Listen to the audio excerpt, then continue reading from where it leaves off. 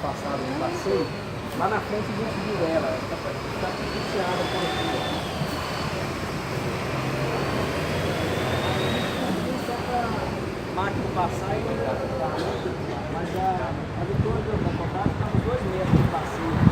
No cadastro original dela, ela estaria passando lá no canteiro central. Então, na hora que eu escavei aqui para poder fazer os 80 centímetros de enrocamento, é 80 de enrocamento, mais 5 de brita de fechamento, mais 25 de subbase, 25 de base e 6 de capa. Dá 1 metro qualquer coisa, né? 1,30 m, alguma coisa assim, né? Só que aí eu encontrei a adutora da Copasa. Eu tenho aqui nesse alinhamento do esgoto, do IPV lá, a rede de esgoto também na Copasa. E foi uma surpresa pra gente também a Gasmig, que está passando aqui no campo. Então, quando eu escavei, eu encontrei essas 3 interferências. A gente teve que mudar o projeto um pouquinho, porque a gente não consegue sair mudando essas adutoras com muita facilidade. Exceto a Gasmig, que estava muito rasa aqui, aí a gente falou assim com a Gasmig, ó, vocês vão ter que abaixar essa rede suas. Então, lá na frente, quando vocês viram lá, que está escavando lá, está afundando mais, aquilo lá tem um tubo da Gasmig, vocês vão ver que ele está interrompido, depois a gente vai lá em cima lá, né? Ele está interrompido e a escavadeira está justamente abaixando para a Gasmig passar a 2 metros de profundidade. Então, com a Gasmig passando a 2 metros, eu elimino essa interferência.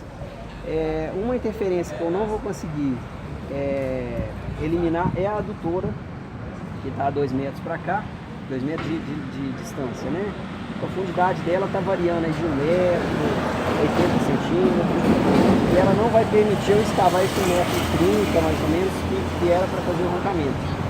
Então o projeto, o que a gente está fazendo agora é um asfalto, o pessoal está medindo lá, fazendo mais um levantamento, né? Eu vou ter que deixar livre a parte que está passando a adutora, 40 a 60 centímetros de um lado e do outro, para não danificar a adutora e ter um problema no pavimento mais tarde. 30 centímetros para cima da adutora nós vamos manter o solo original, né, que está aí, isso tudo para preservar a adutora. Isso não vai me dar a profundidade que eu queria, né, nessa região da adutora. Em cima dela eu não vou poder jogar o enroncamento, que é a pedra de mão, porque senão ela vai entrar ali e vai acabar danificando a adutora também. Então nós vamos fazer fora da adutora, manter o projeto original, que é os 80 centímetros de roncamento. Em cima dela a gente vai fechar só com a brita para não danificar e salvar um trecho de um lado e do outro.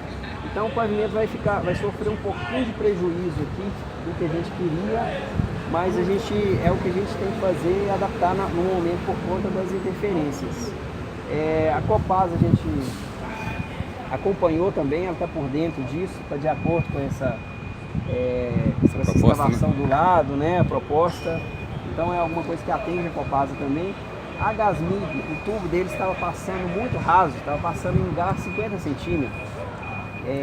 50 centímetros estaria dando na subbase ali, né? Então, se a gente não escava ali por conta disso, eu não ia ter suporte nenhum nessa trilha aqui, né? Nessa lateral, nessa borda da pista, né? Que é justamente onde o tráfego pesado passa e a trilha de roda está passando aqui. Então, com a Gasmig é até mais fácil, a gente já chamou ela e falou, ó, não tem outra solução, você vai ter que rebaixar a sua rede. Então, o que vocês estão vendo aqui, ó, essa cota aqui é a cota que a gente só te interrompendo um pouquinho, é importante vocês verem essa situação em campo, que é muito diferente daquela nossa fala na sala de aula. O que ele está falando aqui, primeiro, essa surpresa que ele encontrou aqui, vocês vão encontrar em qualquer área urbana de qualquer cidade. O projeto executado, né, Henrique, é muito diferente do projeto original. Surpresa é não encontrar surpresa. Aí entra na área do Braulio. O orçamento que foi feito, o que vai acontecer com a empreiteira aqui? Provavelmente está gastando mais tempo. Sim. E provavelmente está gastando mais dinheiro. E aí vem na planilha que uma obra que custar X, vai custar 1,1 de X. Entendeu? E aí a Gasmig, que não estava previsto fazer um novo rebaixamento aqui, vai ter de fazer. E aí vem essa série de questões, né? Que as pessoas aqui em volta vão falar, essa obra não anda de jeito nenhum. aposto que tem muito engenheiro lá, né? Porque tem engenheiro cuidando da obra na realidade. A obra está sendo feita, a obra de engenharia é feita para ficar boa. Ainda que demore um pouco mais por causa dessas surpresas, né? Só para a gente ver o tanto que a realidade é diferente do que a gente vê às vezes na teoria. Né? Por exemplo, a adutora da Copasa, no cadastro ela está no canteiro central. Quando eu escavo e encontro a adutora aqui, Cadastra Copasa e nada. a sorte que a gente todo não respeito. rompeu a adutora. É uma adutora de 300, se a gente rompe aqui, vira uma piscina aqui na hora. Ô, gente, se a adutora que tem pressão já tem esse problema, vocês imaginam esgoto. Esgoto que não tem pressão, aí é uma festa. Aí o mau cheiro, vizinhança aqui. Uma festa, né? porque se você romper uma adutora, você vai causar um problema grave. Se você romper um esgoto, nem tanto, né? Então o esgoto é um... Você deve ter encontrado milhares aqui, clandestino, isso quando não mistura com a rede da própria SIDECAP, rede de drenagem, que aí a festa é maior ainda, né? Então é o seguinte, a adutora da Copasa é porque ela, primeiro, é uma adutora muito grande, 300. Ela tem pressão, é uma coisa que poderia remover ela, mas seria muito mais difícil remover ela. Teria que fechar a água, aí os moradores ficam sem. O impacto E não é está no muito orçamento da Copasa. Então, a Copasa assim, fala, eu posso fazer isso, mas em 2023. Agora não posso fazer. E com a obra aberta, a obra não acaba nunca, né? Também, prazo. Principalmente seria prazo, né? Cada dia que ficar mais aqui é um dia a mais de mobilização. É um dia a mais de custo, né? O impacto seria muito maior. A gente vai pelo caminho que é mais fácil, tem que ter um bom senso aí, né? A princípio a gente podia falar assim, ó, a rua é da prefeitura, pertence ao município, né? Aí tira tudo daí, mas aí não adianta porque ficaria, prolongaria muito mais a obra, né? O impacto, o prejuízo para todo mundo que passa por aqui, os moradores, seria muito maior, né? Bom, essa cota aqui é a cota que está a uns 30 centímetros acima da adutora da Copasa. Então a gente já parou de escavar aqui para proteger a adutora. Agora nós vamos escavar pontual, a gente já sabe onde a adutora está passando, a gente sondou a adutora para saber o ponto dela, né? Então assim, salvando 40 centímetros de um lado e do outro da adutora, nós vamos escavar agora, tentando chegar naquele 1,30 m mais ou menos que a gente tinha no projeto, né? Para fazer o roncamento. Nós vamos ter que salvar a rede de esgoto que está nesse lineamento do PV ali e a Gasbig vai rebaixar. Então, feito isso, o nosso projeto teria uma camada constante ali de roncamento, vai ter uma camada constante, interrompe, salva a adutora, continua, interrompe, salva o esgoto, aí vem até o canto. Então, vai ter a camada de roncamento de 80 com essas ressalvas. Em cima, o fechamento de brita, sendo que em cima das adutoras e da rede de esgoto, eu vou ter uma espessura de uns 20 centímetros de brita, porque eu não vou poder jogar a pedra de mão. A brita é quanto? Camada é de quanto? A camada é só para fechamento do enroncamento. Porém, como eu vou parar antes sobre as adutoras, né, a adutora e o esgoto da Copasa, então nessa parte eu vou fechar só com brita. Então a gente fez uma conta inversa aqui, tá dando uns 20 centímetros. Eu estou aqui mais ou menos a 1 metro, 80 centímetros de profundidade, isso varia, né? Então o que acontece? Eu tenho 6 centímetros, de cima para baixo eu tenho 6 centímetros de asfalto, mais 25 de base, 25 de subbase, 50, certo? 50 mais o que eu tenho aqui hoje, vai dar mais ou menos aí uns 40 centímetros do enroncamento, né? Porém, como eu estou de 50 e eu não vou jogar pedra de mão em cima da adutora, então vai dar uns 20, isso vai variar dependendo da profundidade da adutora, né? Deixa eu te perguntar, por exemplo, nas laterais você vai colocar pedra de mão, você falou, né? Laterais central, da adutora, sim. Na central não, porque tem uma adutora da Copasa, mas ela vai sofrer algum impacto, tipo, de ser não menos pior, mas tipo, as laterais ser resistentes e o centro não? Vai ter alguma interferência nisso ou não? Nós vamos perder um pouco de resistência. Seria muito melhor se a gente pudesse fazer de fora a fora. Mas aí no caso, vocês vão fazer algum reforço para evitar, no caso? Suspensão de solo. Não, sei lá. Nós não vamos. Quem vai dar o suporte é a pedra de mão, é o roncamento, né? O enroncamento a gente não vai conseguir fazer igual a gente estava prevendo. Então o que acontece? Cadê agora o pessoal cadê a professora de Uma camada mais grossa de asfalto, sei lá. pavimentação? Luiz, vem pra cá, Luiz. Ela é muito grande. Então, gente, O que acontece? Nós temos o pneu do carro que vai aplicar a carga ali. Uma vez que está aplicada aquela carga, a gente tem um cone de pressão, né?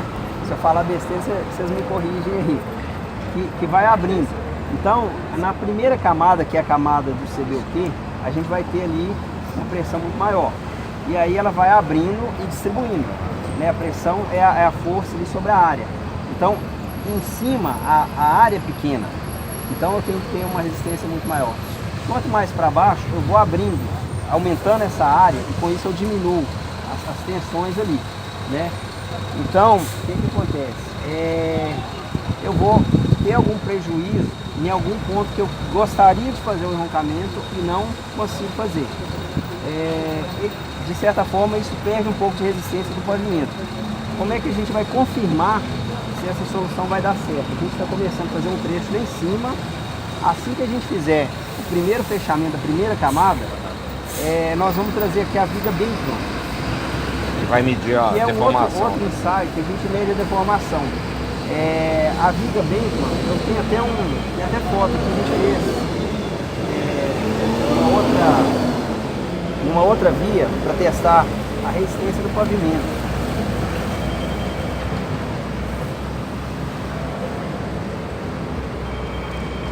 É isso aqui, ó. Essa viga aqui, ela é colocada no eixo de um caminhão com 8,2 toneladas, e aí ela é zerada. E aí o caminhão ele vai deslocar e ela vai medir a deflexão ali do pavimento com a saída do caminhão. Quer passar? Pode passar.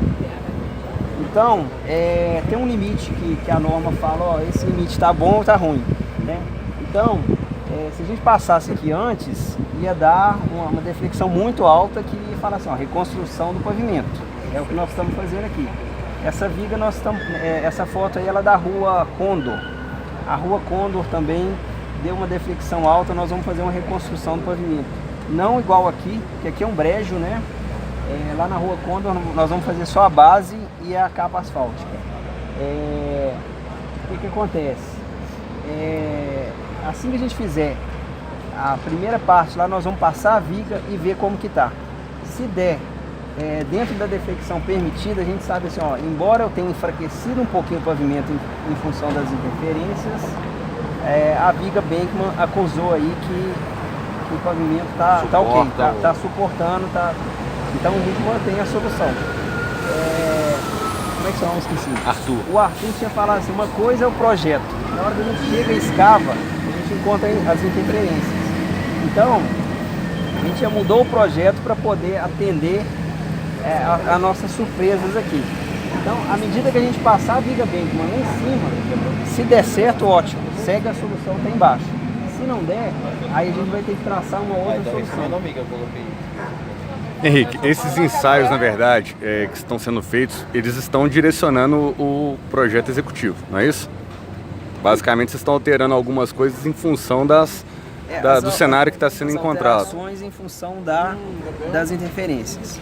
O que devia ter, na verdade, de informações cadastradas e tal, para que uma obra dessa, igual o Arthur falou, não tivesse tanto atraso, tanta modificação na prática?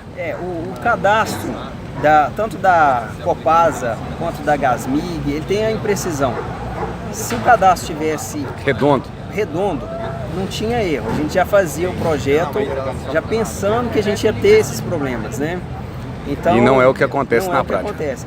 Aqui é um caso, mas assim, se a gente pegar a cidade inteira, cadastro nenhum bate. Se for no centro da cidade lá, o tanto de interferência que tem com tudo é enorme. Então toda obra que a gente vai escavar, a gente vai encontrar aí CEMIG, Gasmig, fibra ótica da Oi. Por exemplo, nessa parte das telecomunicações, porque a Copasa a gente não entende que ela vai toda hora alterar a configuração da rede dela. Nem a Gasmig talvez, né? A Gasmig é uma implantação nova. Mas especificamente, por exemplo, telecomunicações, o pessoal que chega e corta um asfalto, parece que assim, talvez até de forma clandestina, e que isso vai só danificando o pavimento, criando infiltrações, etc e tal. O que pode ser feito para que isso não ocorra de fato? Tá certo? Esse seria o caso de deixar, por exemplo, tubulações de espera vazias para que as pessoas atravessassem um asfalto para um lado para o outro? Como funciona isso? O problema é que a cidade já está feita, né? Os pavimentos já estão executados, né? E as interferências chegam depois.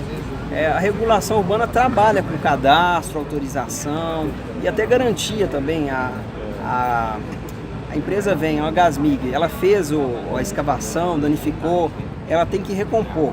Ela recompõe, ela aprova a regulação urbana e a regulação urbana tem como, se der um problema, acionar. Opa, esse defeito aqui foi um remendo da Gasmig, por exemplo, e chamar a Gasmig para fazer correção. De vez em quando a gente chama a Copasa para fazer correção, a gente chama a Gasmig, né, para fazer alguma correção, até a CEMIG também, no pavimento de alguma obra que ela fez, cadastrou, foi autorizada pela regulação urbana, né?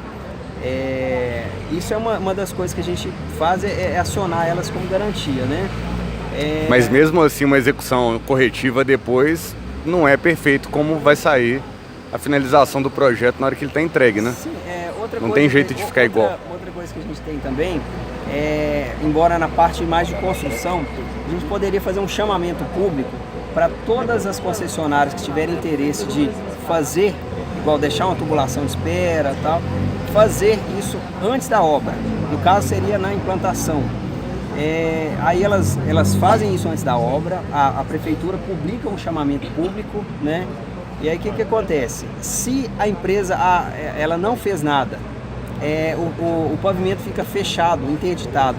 Se ela vier assim, eu quero lá agora mexer, eu quero, não tem mais. Não pode mais. Azar dela, mas isso aí é quando é a implantação. Quando na urbanização, urbanização.